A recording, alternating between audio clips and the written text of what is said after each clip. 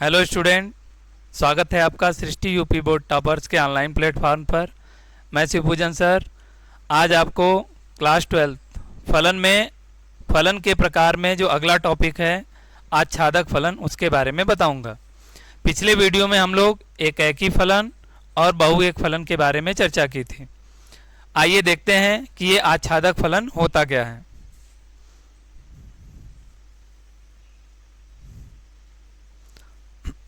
देखिए ये आच्छादक फलन।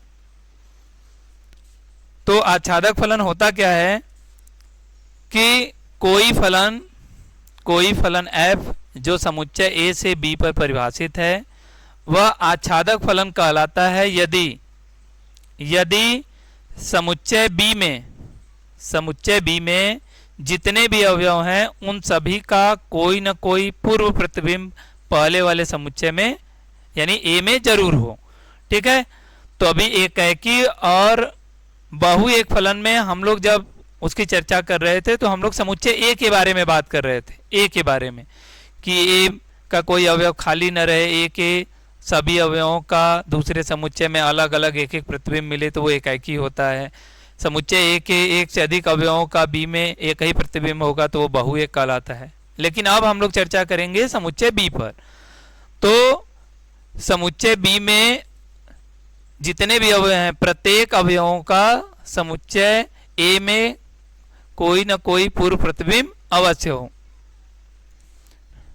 ठीक है, तो दिया कि आच्छादक फलन ये आच्छादक फलन कहलाता है यदि समुच्चय बी के प्रत्येक अवयवों का ए में कोई पूर्व प्रतिबिंब अवश्य हो। ठीक है, पूर्व प्रतिबिंब समुच्चय बी के प्रत्येक अवयवों का समुच्चय ए में कोई पूर्व प्रतिबिंब अवश्य हो। यानी कहने का ये मतलब कि समुच्चय बी में कोई अवयव खाली नहीं बचना चाहिए, तब वो कहलाएगा आच्छादक फलन। तो देखते हैं यहाँ पर जैसे एक एग्जाम्पल लिया गया है। ये समुच्चय ए और दूसरा समुच्चय बी। ए से बी पर एक फलन परिभाषित है और इस तरह से परिभाषित किया गया है। देखिए कैसे है। a1 b1 से संबंधित है, या कहें कि a1 का प्रतिबिंब b1 है, a2 का प्रतिबिंब b2, a3 का b3, a4 का b4, a5 का b5। ठीक है, तो a वाले समुच्चय में ऐसे बस सरसरी नजर से ये देख लेंगे कि a वाले में कोई अवयव खाली न रहे तो ये फलन हो गया। अब ये आच्छादक है या नहीं इसके लिए हम लोग b वाले को चेक करेंगे। क्या बताइए कि b वाले समुच्चय में कोई अवयव खाली है? तो b वाले समुच्चय में कोई अवयव खाली नहीं है। तो जब खाली नहीं है तो यह एक आच्छादक फलन हो जाएगा। ठीक है, समुच्चय B का कोई अवयव खाली न रहे। अब दूसरे वाले एग्जांपल में देखिए इसी तरह से, जैसे पहले वाले में क्या था कि ये सामने सामने मिलाया गया, समुच्चय A के अवयव को B के अवयव से सामने सामने ऐसे मिला दिया गया। अब इधर ऐसा नहीं जरूरी है कि हर बार सामने ही मिलाया जाए। अब ऐसा हो कि A1 का प्रतिबिंब B2 हो जाए, A2 का प्रतिबिंब B1 हो जाए, A3 का B5, A4 का B3।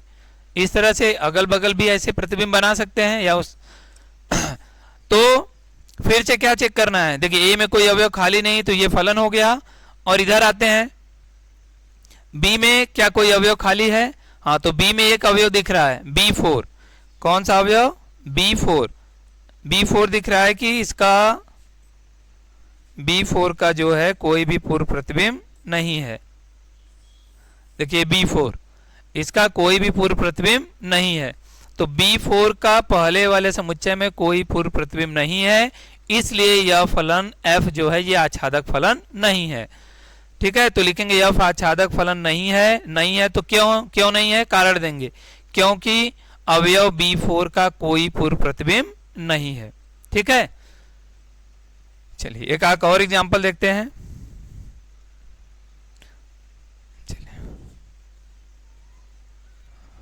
देखिए जैसे अगला एग्जाम्पल,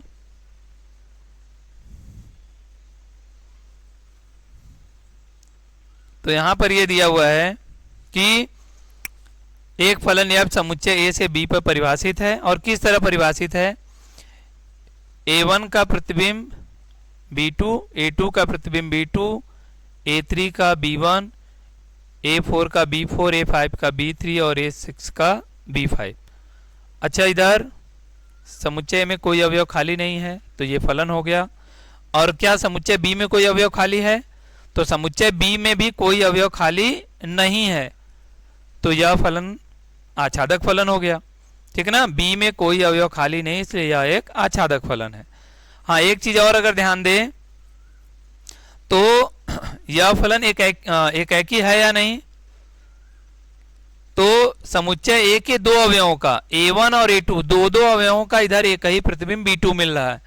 तो समुच्चय ए के एक से अधिक अवयवों का बी में अगर एक ही प्रतिबिंब हो तो उसे बहुएक फलन कहते हैं। तो अगर ए की तरफ से देखेंगे तो बहुएक फलन, बी की तरफ से देखेंगे कोई अवयव खाली नहीं, तो यह आच्छादक फलन। ठीक है, तो हम लोग यहाँ पढ़ रहे हैं आच्छादक फलन, तो बी में कोई अवयव खाली नहीं है, इसलिए यह आच्छादक फलन हो जाएगा। अब इधर वाले में देखते हैं, चौथे एग्जाम्पल में। इसमें भी देखिए A2 का प्रतिबिंब B1, A3 का B2, A4 का B3 और A1 और A5 दोनों का प्रतिबिंब कौन है? B4 है। तो इधर दूसरे वाले समुच्चय यानी बी में फिर से कोई अवयव खाली नहीं है, तो यह फलन आच्छादक फलन हो जाएगा। और ए की तरफ से अगर देखेंगे तो A1 और A5 दोनों का प्रतिबिंब B4, इसलिए यह एक बहुएक फलन भी हो जाएगा। तो यानी यहां पर भी अब जो है एक आच्छादक फलन है।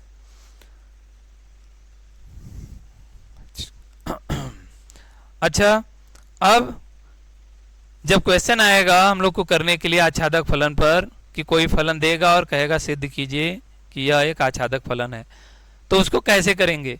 क्या हम लोग ऐसा यहाँ प्रतिबिंब बनाएंगे? नहीं, हम लोग इसमें प्रतिबिंब बनाने नहीं जाएंगे, बल्कि इसका भी एक अलग रूल रहेगा, जैसे एकाकी फलन में रूल था। एकाकी में था ना कि फलन के डोमेन में दो अवयव लेते हैं और इस तरह से उन अवयवों को लिया जाता है कि उनके प्रतिबिंब को बराबर लेकर एक समीकरण बनाते हैं और दिखाते हैं कि वो x1 x2 जो हम दो अवयव ले रहे हैं वो भी आपस में बराबर हैं। तो वो दर्शाते थे कि वो दोनों बराबर हैं, मतलब वो दोनों एक ही अवयव है और उनका प्रतिबिंब भी एक ही है। उसी तरह यहाँ भी एक नियम होगा। क्या नियम होगा? कि फलन f a से b पर आच्छादक फलन होगा यदि प्रत्येक y जो b से बिलोंग करता है, मतलब ये कि समुच्चय b में जितने अवयव हैं उन सभी के लिए एक x जो समुच्चय a में, उसका अस्तित्व इस प्रकार हो कि fx इक्वल टू y। ठीक है, देखिए इसका क्या मतलब है कि समुच्चय b में जितने अवयव हैं उनको ये y दर्शाएगा और इस y के लिए कोई ना कोई एक पूर्व प्रतिबिंब जो पहले समुच्चय a में होगा उसको हमने x मान लिया। इस प्रकार होगा कि यह जो पहले समुच्चय में x है उसका प्रतिबिंब कौन है? y है। तो लिखेंगे fx इक्वल टू y। तो यहां से fx इक्वल टू y जब लिखेंगे तो fx का मान हम लोग को क्वेश्चन में पहले से दिया रहेगा और fx का मान जब दिया रहेगा तो यहां रखेंगे तो x और y में एक समीकरण बनेगा और उस समीकरण को हल करके हम लोग क्या करेंगे? देखिए यहां से ये लिख लेंगे कि यहां पर ये जो हम लोग को समीकरण मिलेगा, ये समीकरण, इस समीकरण को हल करके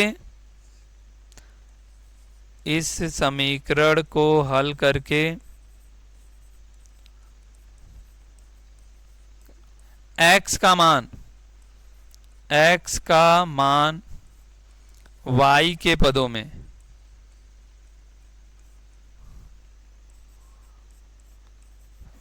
पदों में ज्ञात करते हैं। ठीक है, कहने का मतलब है कि x जो है एक तरफ रहेगा, बाकी सभी मान दूसरे तरफ रहेंगे। तो वहां पर होगा कि x का मान y के पदों में निकाला गया है। और जब ऐसा हो जाएगा तब क्या करना रहेगा? तो यहां पर हम लोग मान रहे हैं कि y किस समुच्चय से बिलोंग कर रहा है? b से, यानी दूसरे वाले समुच्चय से। तो दूसरे वाले समुच्चय से y के स्थान पर हम लोग कोई संख्या रखेंगे और देखेंगे कि जो x का मान मिल रहा है वो पहले वाले समुच्चय में है या नहीं, क्योंकि यहाँ दिखाया गया ना कि x a से बिलोंग कर रहा है। अगर x का मान समुच्चय a में होगा तो इसका मतलब समुच्चय b के सभी अवयवों का पूर्व प्रतिबिंब पहले वाले समुच्चय में मिल रहा है। लेकिन अगर x का मान a में नहीं हुआ तो इसका मतलब समुच्चय b में y का जो वह मान दिया है वह खाली रह गया है, तो वह आच्छादक फलन नहीं रहेगा। ठीक है, तो इसी पर आइए एक एग्जाम्पल करते हैं हम लोग। जैसे देखिए क्वेश्चन ऐसा दिया रहेगा कि प्राकृतिक संख्याओं के समुच्चय प्राकृतिक संख्याओं के समुच्चय n पर फलन f इस प्रकार है कि fx equal to 2x minus 1। देखिए ये फलन दिया है ना, fx equal to 2x minus 1, तो बताना है कि यह फलन आच्छादक है या नहीं है। ठीक है। अच्छा, एक चीज और इस पर ध्यान दीजिएगा कि यहाँ पर ये जो समुच्चय दिया हुआ है, ये जो समुच्चय है प्राकृतिक संख्याओं का समुच्चय है, यानी यह एक अपरिमित समुच्चय है। अब जब समुच्चय अपरिमित रहे तब हम लोग यहाँ पर संख्या रखकर नहीं इसको सॉल्व करेंगे, क्योंकि प्राकृतिक संख्या तो अनंत तक है, तो कितनी संख्याओं को रखकर हम लोग क्रमित योग बनाएंगे। तो इसको हम लोग ऐसे जैसे x y मानकर करते हैं उस तरह से करेंगे। चलिए देखिए कैसे इसको किया जाएगा। तो f दिया हुआ है पहले प्राकृतिक संख्याओं के समुच्चय पर, तो इसका मतलब ये है कि f जो है वो n से n पर परिभाषित है। ठीक है, ऐसे दर्शाएंगे n से n पर, और किस तरह है कि fx equal to 2x minus 1 ऐसा दिया हुआ है, और हमें दिखाना है या चेक करना है कि यह आच्छादक है या नहीं। तो जो आच्छादक का नियम है वैसे हम लोग करेंगे। तो मानेंगे कि माना प्रत्येक y बिलोंग्स टू n। हाँ, अब एक चीज और कि जैसा कि देखिए नियम में था यहाँ कि फलन जो है a से b पर परिभाषित था, तो y किससे बिलोंग कर रहा था? b से, यानी दूसरे समुच्चय से। अब यहाँ पर तो दिख रहा है कि a और b दो अलग अलग समुच्चय हैं, तो y हमने b से ले लिया, x a से ले लिया। लेकिन ये जो क्वेश्चन दिया है, इस क्वेश्चन में दोनों फलन तो एक ही है, n से n पर है। तो अगर हम ये y n में मान रहे हैं तो कैसे पता चलेगा कि ये y कौन से n से लिया जा रहा है, पहले वाले n से या दूसरे वाले n से? तो उसमें y जो है दूसरे समुच्चय b से बिलोंग कर रहा था, और दूसरे समुच्चय को फलन का कोडोमेन कहते हैं। तो यहां से क्या लिखेंगे कि ब्रैकेट में लिख देंगे कि ये जो n हम लोग ले रहे हैं ये कौन सा n है? कोडोमेन वाला है। यानी प्रत्येक y जो कोडोमेन से बिलोंग करता है के लिए x बिलोंग्स टू डोमेन, यानी n फिर से रहेगा, ये n भी डोमेन है। डोमेन इस प्रकार है कि ठीक है, प्रत्येक y जो कोडोमेन से बिलोंग करता है उनके लिए x बिलोंग्स टू डोमेन इस प्रकार है कि इस x का f के अंतर्गत प्रतिबिंब कौन है? y है, यानी fx इक्वल टू y लिख लेंगे। ठीक। अब जैसा कि बोला गया कि इस समीकरण को हल करके हम लोग को x का मान y के पदों में निकालना है, तो इसके लिए करेंगे क्या? fx का मान जो हमें क्वेश्चन में पहले से दिया हुआ है ये यहाँ रखेंगे। तो क्या दिया है fx का मान? 2x minus 1 equal to y, ये fx का मान है, ये यहाँ रख देंगे। और इस समीकरण को हम लोग हल करेंगे और x का मान y के पदों में ज्ञात करेंगे। मतलब x एक तरफ रहेगा, बाकी सभी मान दूसरी तरफ। तो 2x इक्वल टू यहाँ से क्या हो जाएगा? -1 को इधर पक्षांतर करेंगे तो +1, और x का मान निकालेंगे तो x इक्वल टू हो जाएगा y + 1/2। ठीक है, ये आ गया x का मान y के पदों में। अब इसके बाद देखिए करना क्या होता है। इसके बाद y लिया गया है इस फलन के डोमेन में, कोडोमेन से। तो कोडोमेन में से हम लोग इस y की जगह संख्या रखेंगे और रख कर देखेंगे कि जो हमें x का मान मिल रहा है वो पहले वाले समुच्चय में है या नहीं है। ठीक है, तो जैसे यहां हम लोग रखते हैं y इक्वल टू 2। ठीक है, y इक्वल टू 2 रखते हैं, तो y इक्वल टू 2 रखने पर हमें क्या मिलेगा? y इक्वल टू 2 रखने पर x इक्वल टू कितना आ जाएगा? 2 + 1/2, यानी यहां से x का मान मिल जाएगा 3/2। अब ये 3/2 हो गया x का मान, या फिर अगर इसको भाग दे देंगे तो ये हो जाएगा 1.5। अच्छा, क्या बताइए 1.5 कोई प्राकृतिक संख्या है? लेकिन हमने ऊपर माना है ना कि x बिलोंग्स टू भी नेचुरल नंबर का सेट है, x भी नेचुरल नंबर से बिलोंग करना चाहिए। यहाँ 1.5 आया है, यह प्राकृतिक संख्या नहीं है। यानी क्या लिखेंगे कि x इक्वल टू 1.5 जो है नॉट बिलोंग्स टू n, मतलब नॉट बिलोंग्स टू डोमेन। ठीक, तो इसका मतलब ये हुआ कि y के स्थान पर हम लोग जो 2 रख रहे हैं दूसरे वाले समुच्चय से, वह उसमें खाली बचा हुआ है, वो पहले समुच्चय के किसी अवयव का प्रतिबिंब नहीं है। तो बस इसके आगे कुछ नहीं करना है, बस यहां से लिख देंगे क्या कि अतः f आच्छादक फलन नहीं है, आच्छादक फलन नहीं है। ठीक है, यानी y का ऐसा मान रखने पर जिसपे x का मान डोमेन ये प्राकृतिक संख्या के समुच्चय से बिलोंग नहीं कर रहा है, तो उस अवयव के लिए यह फलन आच्छादक नहीं रहेगा, क्योंकि दूसरे समुच्चय में यह अवयव खाली रह जाएगा। देखिए ऐसा नहीं कि बस दो ही, ऐसी और भी संख्याएं हो सकती है। जैसे y के स्थान पर 4 रख दिया जाए, 4 रखेंगे तो 4 1 5/2, 5/2 आएगा, वो भी परिमेय प्राकृतिक संख्या नहीं है। ऐसे ही 6 रखेंगे तो 7/2 आएगा, वो भी प्राकृतिक संख्या नहीं है। तो कहने का मतलब y के स्थान पर अगर हम लोग कोई सम संख्या रखेंगे तो जो x का मान मिलेगा वह एक प्राकृतिक संख्या नहीं रहेगा, मतलब दूसरे समुच्चय में वो सभी सम संख्याएं खाली रह जा रही, इसलिए यह फलन आच्छादक नहीं है। ठीक है, तो इस तरह से इसको हम लोग सॉल्व करेंगे। आइए अगला देखते हैं। अगला क्या टॉपिक है? अगला है अंतःक्षेपी फलन। जैसे एक एकी फलन होता था तो उसके साथ आता था बहु एक फलन, ऐसे ही आच्छादक फलन आएगा तो उसके साथ आएगा अंतःक्षेपी फलन। बहुत छोटा सा फलन है, ठीक उसी अंतःक्षेपी का छोटा सा रूप। क्या होगा? अंतःक्षेपी फलन होता क्या है कि कोई फलन f जो समुच्चय a से b पर परिभाषित है अंतःक्षेपी फलन कहलाता है यदि समुच्चय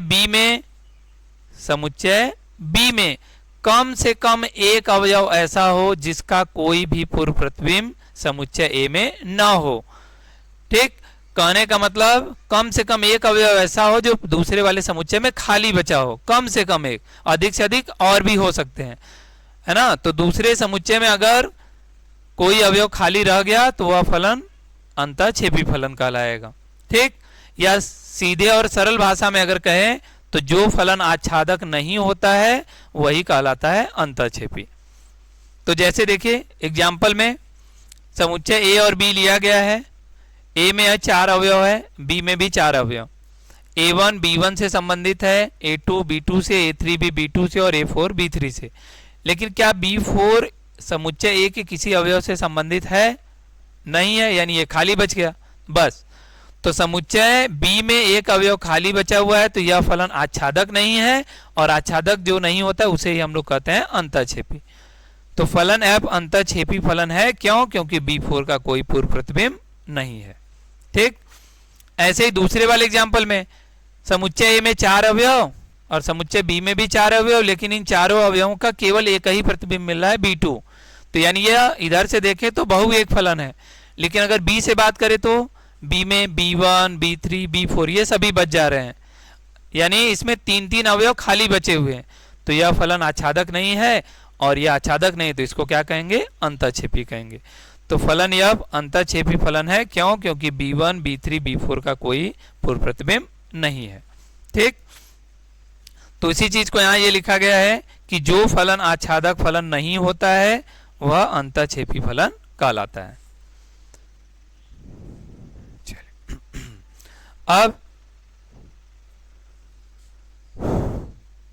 अगला है एकाएकी आच्छादक फलन। अब देखिए ये क्या है, यही देखिए हम लोग को सिलेबस में पढ़ना है, मेन यही है कि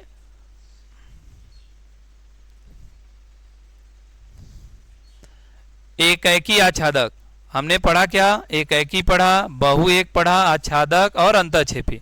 लेकिन सब में से हम लोग को मिलाकर बस क्या पढ़ना है? एकाएकी और आच्छादक।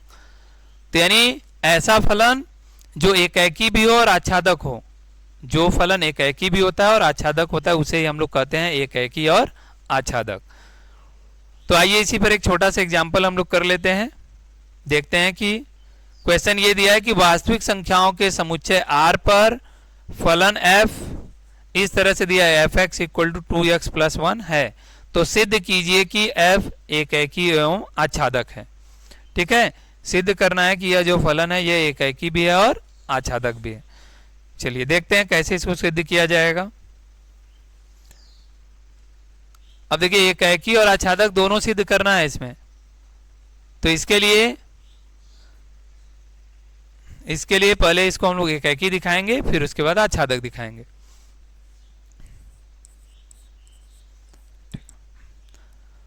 तो f दिया है वास्तविक संख्याओं के समुच्चय पर, मतलब f r से r पर परिभाषित है।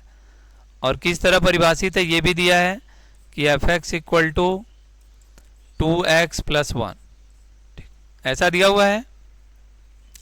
चलिए, तो एक एकी दिखाना है तो पहले हेडिंग कर लेंगे एक एकी।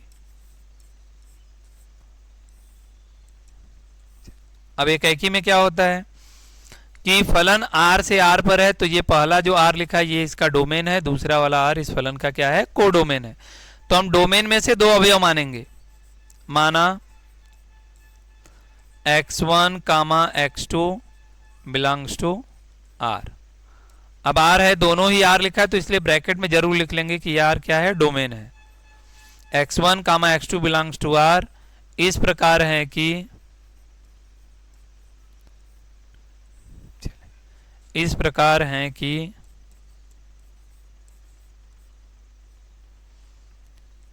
f of x1 equal to f of x2। देखिए, एक एकी पर आधारित ऐसा क्वेश्चन पहले करवाया जा चुका है, एकदम उसी तरीके से इसको करना है।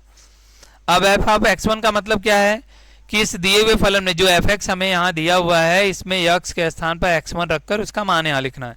तो यहाँ इसका मान रखेंगे तो ये हो जाएगा 2x1 प्लस 1 और इक्वल टू में f ऑफ x2 का मतलब इसी फलन में जहां जहां x है वहां x2 रखकर मान निकालेंगे। तो ये हो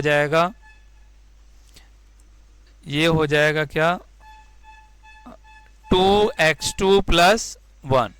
ठीक है, फलन में x के स्थान पे x1 रखकर इसका मान लिखा गया, x के स्थान पे x2 रखकर इसका मान लिखा गया।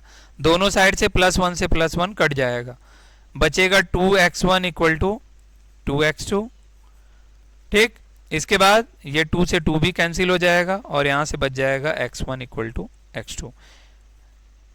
देखिए, जैसा कि पहले भी बताया गया था, +1 से +1 दोनों साइड में कैंसिल कर रहे हैं, इसका मतलब क्या है कि दोनों पक्षों में से एक घटाया गया, इधर भी घटा लेंगे, इधर भी ये 1 1 कट जाएगा। यानी हम लोग क्या कर रहे हैं, योगफल या अंतर कर रहे हैं। तो जो ये 2 बचा है इसको भी उसी स्टेप में नहीं कैंसिल करना है कि योग या अंतर अगर कर रहे हैं तो एक ही संक्रिया एक बार में करेंगे। ये 2 बचा रहेगा, उसको अगली संक्रिया में दोनों पक्षों में 2 से भाग करके कैंसिल करेंगे। ठीक है, तो x1 बराबर x2 आ गया। एक एकी का यही रूल होता है कि x1 x2 दो अवयव फलन के डोमेन में से लिया जाता है इस तरह से कि उनके प्रतिबिंब बराबर हो, और प्रतिबिंब को बराबर लेकर दिखाते हैं कि वो दोनों अवयव भी आपस में क्या हो गए, बराबर हो गए। तो x1 x2 अगर बराबर है तो इसका मतलब ये दोनों अलग अलग नहीं बल्कि क्या है, एक ही अवयव है, और इनका प्रतिबिंब बराबर है मतलब प्रतिबिंब भी एक ही है। तो एक अवयव का एक प्रतिबिंब, अतः यह एक एकी हो जाएगा। तो यहां से क्या करेंगे, इसको लिख लेंगे कि यह फलन क्या रहेगा, एक एकी।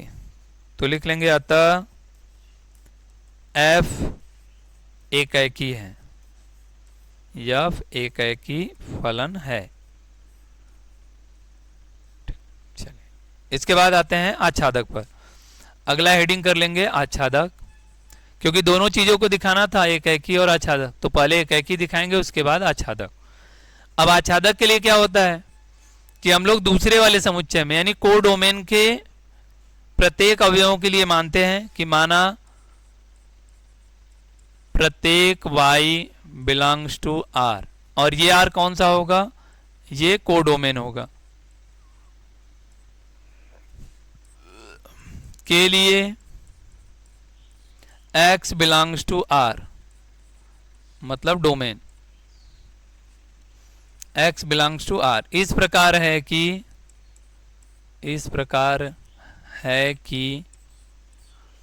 इस x का f के अंतर्गत प्रतिबिंब कौन है, y, यानी fx इक्वल टू y लिख लेंगे। अब fx का जो मान दिया है यहाँ पर हम लोग को क्वेश्चन में, इसको रखेंगे यहाँ fx की जगह। तो यहाँ रखेंगे तो ये हो जाएगा 2x plus 1 equal to y, और इस समीकरण को, ये x y में जो समीकरण बना है इसको हल करके हम लोग x का मान y के पदों में ज्ञात करेंगे। तो 2x इक्वल टू हो जाएगा y माइनस 1, और यहाँ से x का मान निकालेंगे तो हो जाएगा y माइनस 1/2, यानी x का मान आ गया y के पदों में। अब करना क्या है कि इस फलन के कोडोमेन यानी दूसरे वाले समुच्चय में से y की जगह हम कोई संख्या रखकर देखेंगे कि यक्स जो मिल रहा है वो पहले वाले समुच्चय में है या नहीं। तो यहाँ देखिए डोमेन भी आर है, कोडोमेन भी आर है। अगर हम y के स्थान पर कोई भी वास्तविक संख्या रखेंगे और उसमें से एक घटाएंगे और 2 से भाग देंगे तो फिर से हमें एक वास्तविक संख्या ही मिलेगा, है ना। यहाँ प्राकृतिक संख्या या पूर्णांक नहीं दिखाना है, यहाँ पर वास्तविक संख्या दिखाना है। तो बट्टे में, दशमलव में, माइनस में किसी भी तरह की संख्या आएगी जो x का मान होगा वह एक वास्तविक संख्या रहेगा। तो क्या लिखेंगे इसमें, यानी हर तरह की संख्या इसमें आ सकती है। तो बस लिख देंगे स्पष्ट है कि, क्या स्पष्ट है, स्पष्ट है कि प्रत्येक y बिलोंग्स टू R के लिए x बिलोंग्स टू R का अस्तित्व है। बस इतना बात लिख लेंगे। अस्तित्व है मतलब दूसरे समुच्चय में y की जगह जो भी संख्या रखेंगे उसके लिए जो भी x मिलेगा वो भी एक वास्तविक संख्या होगा। इसका मतलब यही है। कहने का मतलब यहाँ हुआ कि दूसरे समुच्चय में कोई अवयव खाली नहीं बचा है। तो जब खाली नहीं बचा है तो यह आच्छादक हो जाएगा। तो लिख देंगे अतः फलन f आच्छादक है, आच्छादक है। तो देखिए यहाँ क्वेश्चन में हम लोग को सिद्ध क्या करना था, क्वेश्चन में हम लोग को सिद्ध करना था कि सिद्ध कीजिए कि यह फलन f एकाकी एवं आच्छादक है। तो ये फलन क्या हुआ, एकाकी भी हो गया और यहाँ पर ये आच्छादक भी हो गया। ठीक, तो यह फलन एकाकी और आच्छादक दोनों हो गया और जो हमें सिद्ध करना था ये सिद्ध हो गया।